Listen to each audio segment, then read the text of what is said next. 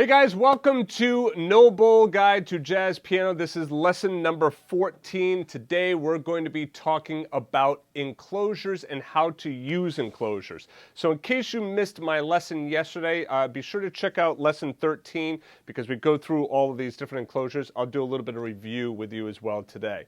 All right, so what are we going to be working on today? We're going to be focusing on breaking down this improvisation note for note that I just played for you. I'm going to show you how it all works out, right? And the enclosures that I'm using and why I decided to use them. And of course, I'm going to show you what it is that you need to practice as well.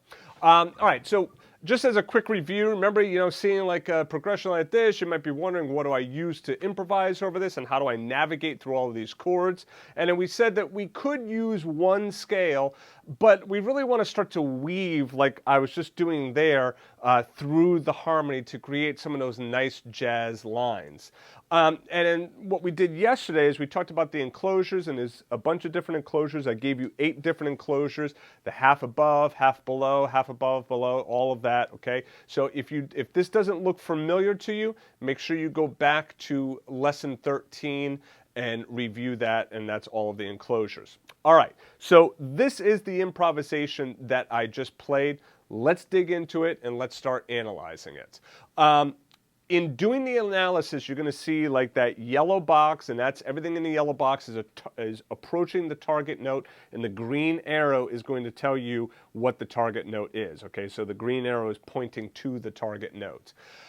All right, so in the beginning of our improvisation, well, actually, before I even talk about the beginning of the improvisation, let's just say we're just doing the same rootless chord voicings and comping pattern that we did before. So nothing in the left hand is changing.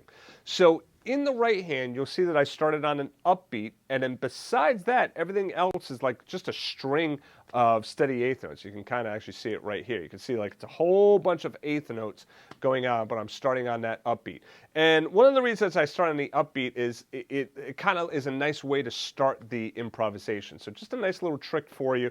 Start on a downbeat with the chord and then do an upbeat on your eighth note line. It's a nice way to start. Obviously you don't have to do that all the time, but all right. So in this first box, you see that what I'm doing is I am trying to get to this C. So that C is my target note.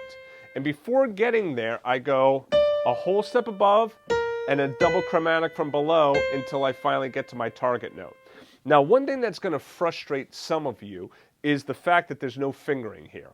All right? And I get it, okay? At first, when you're first trying to learn this stuff, it is absolutely frustrating.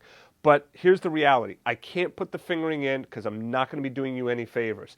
Even as I was playing this, I had to go through it a couple of times and figure out the right fingering for this passage, right? So you got to figure out that fingering. You have to learn to start figuring that stuff out on your own, because when it comes to improvisation, there's not going to be any fingering going on, right? If you're improvising on the spur of the moment. So you need to be able to start working on how to move your fingers around like that.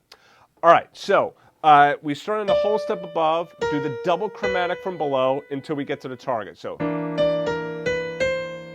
okay, so that's the first part of the solo. Whole step above the target note, double chromatic below to the target note. Okay, the next spot, you see that we come down just the chord tone, so C7. You'll also notice, though, that last note, the E, could also be thought of as a half-step approach into the F, right? So let's just do that first measure. So it's ba-dee, ba-dee, ba-dee, ba. Right? And I'd probably say to get your thumb down on the E and then probably your middle finger once you get to the F. So I'm doing pinky, 2, 3, 4, 3, 2, 1. That's what I'm doing for my fingering if you want to write it in.